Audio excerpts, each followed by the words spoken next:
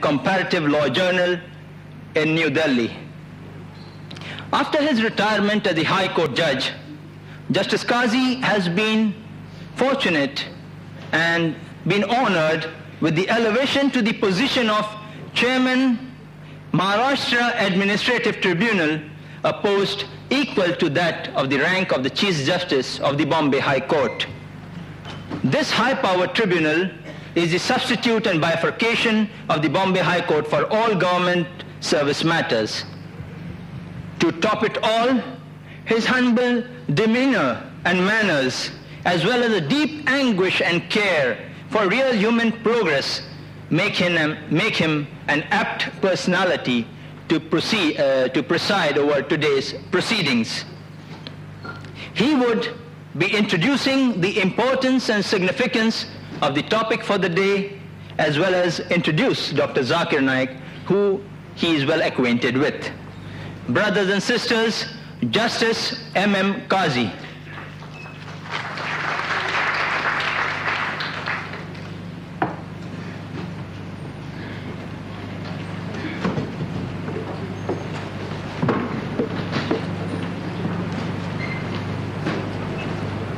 The distinguished speaker, Dr. Zakir Naik, Dr. Muhammad Naik, former Governor and Ambassador Mr. Talayar Khan, the foreign dignitaries, ladies and gentlemen. At the outset, I would like to thank the organizers of Islamic Research Foundation for having invited me to preside over this function. I would also like to thank Dr. Muhammad Naik for having said few good words about me. As you are already aware, the subject of the talk this morning is women's rights in Islam, modernizing or outdated.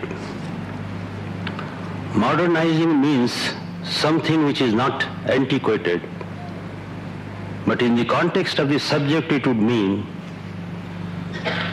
the rights given to women in Islam 14 centuries back are relevant even today. The debate on the position of women in social spectrum has been going on since centuries. But of late, it has assumed somewhat alarming proportion in certain matters. Issues such as talaq, polygamy, participation of Muslim women in socio-political activities are subject of regular comment and discussion in the media. There may have been problems, but at the same time it is a fact that some of the issues were overplayed by the media. No doubt, the Western woman has today obtained socio-economic and legal-political rights through hectic struggle which was carried on for over 200 years.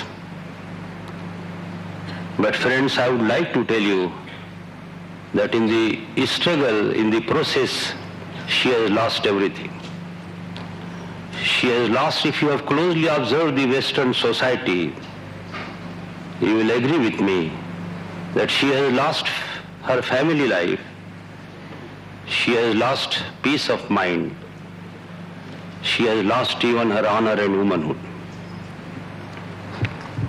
On the contrary, Islam has bestowed on women innumerable rights 14 centuries back, when contemporary civilizations were still considering whether woman could be regarded as a human being. We have therefore to examine objectively, dispassionately and coolly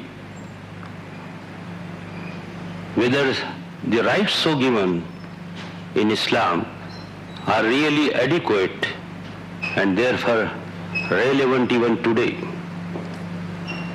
We are fortunate to have an eminent speaker, Dr. Zakir Naik, who is going to deal with this subject exhaustively. And therefore it is not necessary for me to refer to all those verses in the Holy Quran and the number of traditions of the Prophet of Islam pertaining to the rights of women.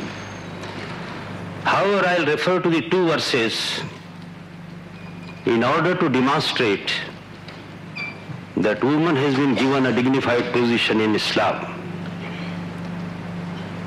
Verse number 228, chapter 2, Surah Baqarah, as translated by Abdullah Yusuf Ali, whose work is supposed to be the most standard work, reads as under.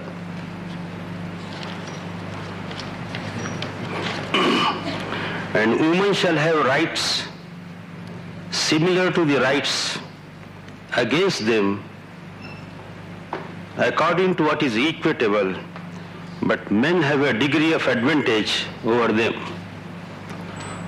I would like you to bear in mind every word of this verse.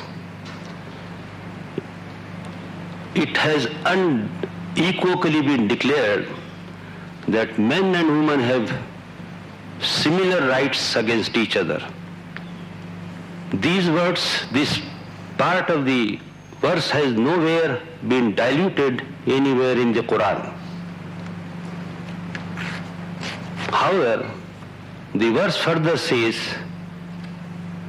that men have a degree of advantage over women. It is really these words which we have to be sure about, because it is here that most of the people have faltered, and even some of the commentators have misconceived these words. But at the outset, I would like to tell you that these words have nothing to do with the rights between the parties.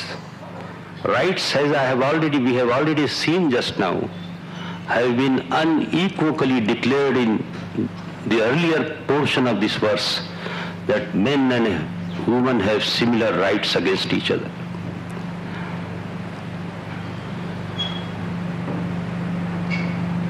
In order to fully appreciate this verse, these words, namely that men have a degree of advantage over women, we will have to refer also to another verse, verse number 34, chapter 4, Surah Nisa. Its translation reads as under, men are the protectors and maintainers of women, because Allah has given the one more into bracket strength, bracket close, than the other, and because they support them from their means. This verse again lays down that men are the protectors and maintainers of women. It further says that God has given one more than the other. Admittedly, woman is a weaker sex, and she has got to be given special protection in certain matters. Anthropologically, man is stronger and also different, which is also a biological truth. No doubt, nature has given him this advantage for which no credit goes to man and no discredit to woman on that account. But I would like to tell you that this advantage has also been given to men in order so that he is able to effectively discharge his functions. Onerous task has been cast on him, that of a protector and maintainer, and therefore this advantage which has been given to him has nothing to do with the rights, as I have already said earlier.